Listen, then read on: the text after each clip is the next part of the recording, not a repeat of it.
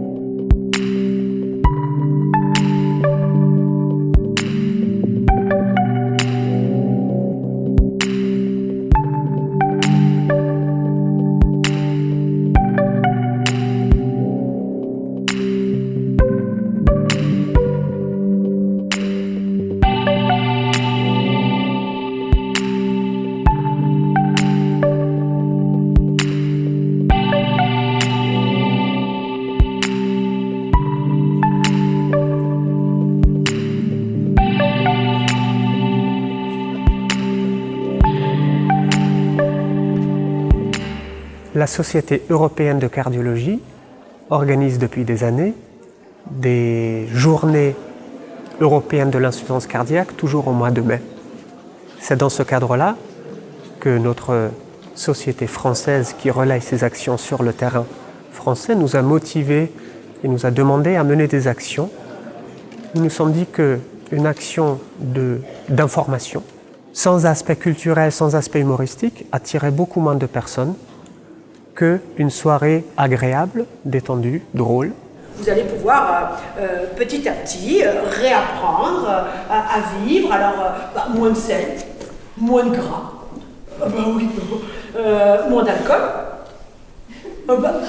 Même pas une petite bière de temps en temps? Non, c'est interdit. Le gras. Vous savez, je viens du sud-ouest, moi, à la base, alors... Le confit de canard? Oui. Les rillettes d'oie? Oui. Non, c'est interdit. Non, pas les rillettes d'oie. Désolé. Non. Il s'agit d'une maladie chronique. Elle touche en France plus d'1 million de personnes. Certaines estimations vont jusqu'à 2 millions, avec un pronostic qui reste sombre pour les patients plus graves, avec plus de 70 000 décès par an en France, c'est-à-dire un décès toutes les 7 minutes. On essaye de sensibiliser le public aux premiers signes, donc par l'acronyme EPOF, donc l'essoufflement, l'œdème, la prise de poids, la fatigue. L'idée, c'est de parler de ces 4 symptômes au travers l'art, la culture. Et donc, nous avons des artistes, nous avons des musiciens, des danseurs, une troupe de théâtre improvisée, nous avons une artiste qui va nous faire un one-woman show, et tout ça sur la thématique de l'insuffisance cardiaque. Et on n'a qu'à faire EPOF. Oh oui, EPOF, c'est bien. T'as les 4 symptômes, et pof, t'as la maladie.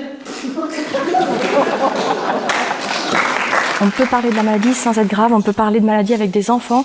Voilà, l'idée c'est d'adapter en fait le support et la communication. Pour les patients, c'est très important pour eux que ces messages passent, parce que c'est ce qui va faire que demain, on va pouvoir dépister plus précocement ces patients, les diagnostiquer et surtout les prendre en charge beaucoup plus tôt, ce qui derrière touchera particulièrement leur qualité de vie.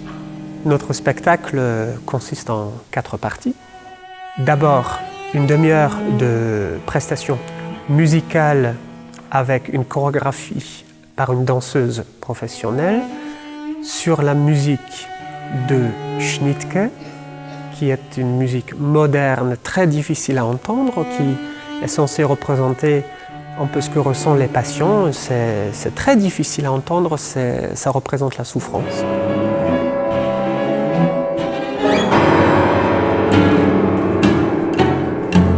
Ensuite, on change complètement de monde par la musique de Jean-Sébastien Bach, la sérénité, le calme. Et ensuite, nous allons regagner de l'espoir, la beauté, par la musique de Schubert.